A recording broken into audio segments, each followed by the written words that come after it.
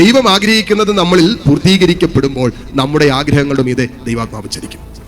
ഒരു ബന്ധവും തകരാൻ നമ്മൾ അനുവദിക്കരുത്. ഇനിയിപ്പോൾ ചിലപ്പോൾ നമ്മൾ ചില ബന്ധങ്ങളൊക്കെ പുനഃസ്ഥാപിക്കാൻ നമ്മുടെ ഭാഗത്തുനിന്ന് പരിശ്രമം നടക്കുമ്പോൾ, പക്ഷേ അപ്പുറത്തുനിന്ന് ഒരു പരിശ്രമം ഉണ്ടാകണമെന്നില്ല, ഒരു താല്പര്യം ഉണ്ടാകണം. നമ്മളെ കണ്ട് ചിലപ്പോൾ മുഖം തിരിച്ച് അങ്ങോട്ട് പോകുമായിരിക്കും, കുഴപ്പമില്ല. പക്ഷേ നമ്മുടെ ഭാഗത്തുനിന്ന് ആത്മാർത്ഥമായ ഒരു പരിശ്രമം നടത്തി നമ്മൾ ഹൃദയം കൊണ്ട് ക്ഷമിച്ച് ഇനി ചെയ്യേണ്ട ഒരു കാര്യം ആ വ്യക്തിക്ക് വേണ്ടി പ്രാർത്ഥിക്കുക. കർത്താവ് എന്നാ പറഞ്ഞ്, നിങ്ങളെ പീഡിപ്പിക്കുന്നവർക്ക് വേണ്ടി പ്രാർത്ഥിക്കുക, നിങ്ങളുടെ ശത്രുക്കളെ സ്നേഹിക്കുവിൻ, പീഡിപ്പിക്കുന്നവർക്ക് വേണ്ടി.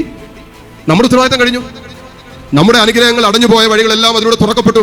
അതുകൊണ്ട് എവിടെയെങ്കിലും ഏതെങ്കിലും ബന്ധങ്ങൾ മുറിഞ്ഞു പോയിട്ടുണ്ടെങ്കിൽ മക്കളെ, ഇത് ദൈവം ആഗ്രഹിക്കുന്ന വിഷയമാണ്. ഈശോ ഈ ലോകത്തിലേക്ക് വന്നതുപോലും ബന്ധങ്ങൾ പുനഃസ്ഥാപിക്കാൻ വേണ്ടിയായതിനാൽ ഈ ബന്ധങ്ങൾ പുനഃസ്ഥാപിക്കപ്പെടാത്തിടത്ത് ദൈവാനുഗ്രഹം വരില്ല. കാരണം എല്ലാ അനുഗ്രഹങ്ങളുടെയും അടിസ്ഥാനം ബന്ധമാണ്, ദൈവത്തോടുള്ള ബന്ധം.